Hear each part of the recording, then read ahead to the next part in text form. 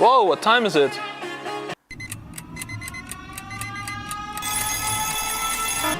That's a broken.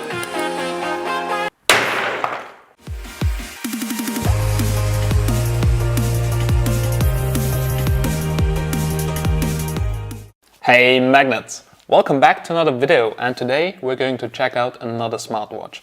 So this time, this is not directly from China, so this one here comes from Amazon and it's called the Banaus BS19. As you may know, I'm probably changing my smartphones and smartwatches more often than other people change their underwear. But anyway, I wanted to test this one here out because it comes not directly from China, because a lot of people don't want to order stuff from China because you have a long waiting time. Sometimes the product is damaged, warranty and all that. But this smartwatch here comes from Amazon. That's why it's more expensive than most of those replica watches, and it also looks a little bit like the new iWatch, so this is why I'm actually reviewing this product.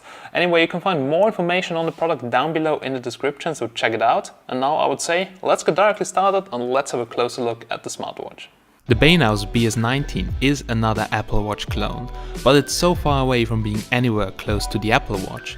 There are different versions on Amazon with different bands, and also Banaus has an IP certified watch, and you can find a review of it on chinadevices.com. The watch comes in a small box without any logos, and inside of the package there's just a watch, a cable and a user manual. My first impression was a great looking watch with nice quality, but this changed soon. First of all, I want to mention that the USB cable is quite decent. It has magnets on the inside to ensure a quick and easy connection. On my number 1 watches, the cable came always off, but here it seems like the magnets are finally stronger, which is good. The strap is a nice rubber material and it gets dirty easily but feels quite comfortable. The fastener on the strap itself looks very close to the Apple Watch, but it cannot be changed. Also, the body of the watch is aluminium except of the bottom plate. The knob and the button on the right side are aluminium as well, and on the opposite side there is the charging port. On the bottom of the smartwatch there is a plastic cap, and right under it you can find a SIM card slot for micro SIM cards and the IMEI number. The glass is pretty scratch resistant, and the display itself has a resolution of 240x240 pixels and measures 1.54 inches.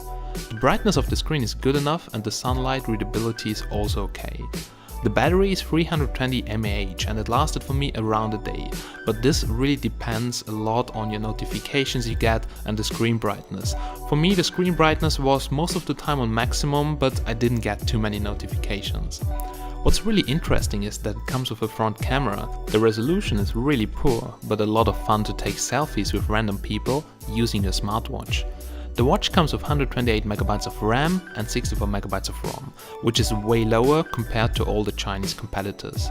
Number 1, for instance, has real high spec watches for a low price, and also you can definitely see that the UI, which looks a bit like on the Apple Watch, tends to lag. You can use the smartwatch with Android or iOS, and you can easily download the app from the Play Store or App Store, or you can just use the QR code on the smartwatch. Pairing and connecting was easy enough. The app is simple and allows you to connect easily and install some limited apps to your watch like Yahoo Weather, and you can also set up the notifications there, which you should definitely do, because if you don't do it, then you get all notifications from your phone, which can be really annoying. Using a SIM card is easy and works for outgoing calls really good, but when I tested it, I could not receive any incoming call. That's really bad. Also, there's no WhatsApp support. You can get notifications, but you can't write any WhatsApp messages from your smartwatch. But normal messages, they work fine. The UI is very simple and only a few clock faces, which are also Apple-like, and a status bar on the home screen. The watch is based on the MediaTek SoC, it's the 2502, so don't expect that it's super fast, but I think it gets the job done for the basic things like notifications. The dial knob and the button can both be used as a home button, and you can access the menu by swiping from any edge of the display to the middle of the screen. The main menu theme can be luckily switched because the Apple Watch style lags a lot. There are different themes, but it only changes the colors a bit in the background. There is really nothing special on it.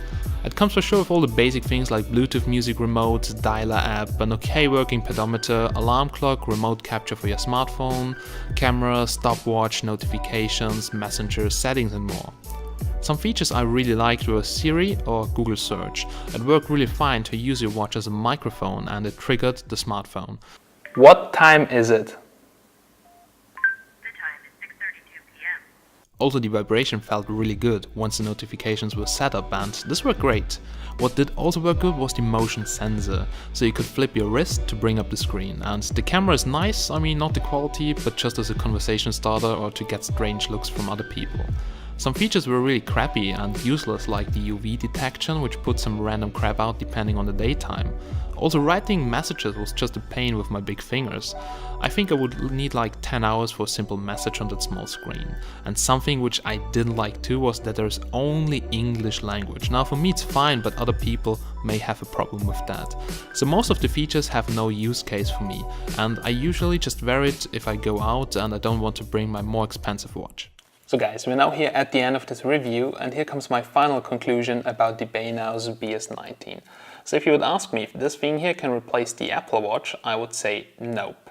So the build quality is really good. The price is probably a bit high for a Chinese smartwatch, but anyway, it gets the job done. So if you just wanted to display notification, to have a nice build quality, okay battery life, but you don't care about the performance, then this thing is actually good. But you have to keep in mind that the UI is a bit laggy, that you can't get calls on the internal SIM card and such things. So it's not really the perfect smartwatch. And also those cheap-ass smartwatches, they can't really replace any high-end smartwatch like the Galaxy Gear S3. So definitely if I would have to use the smartwatch every day, I would get something decent. Also, if I don't have the money, then just save up for it. It will be way better than if you buy something like that, and they also tend to break down earlier and those things. Also the cable here, I mean, it's a nice cable, but what if it breaks down? Then you have to order it online, and on those cheap smartwatches this can also be a problem. So anyway, the build quality is decent. It's maybe a little bit too expensive, but yeah, well, you get it from Amazon and not from a Chinese shop, so those things are usually more expensive from Amazon. And yeah, if you just need it for the style like me and for some basic notifications, then it gets the job done. Alright, so you can find a link to the product down below in the description. I hope you enjoyed this review, and if you have any questions, feel free to ask, and please subscribe that you don't miss our content coming on Monday, Wednesday and Friday. Thanks for watching guys, have a nice day and bye bye, see you soon.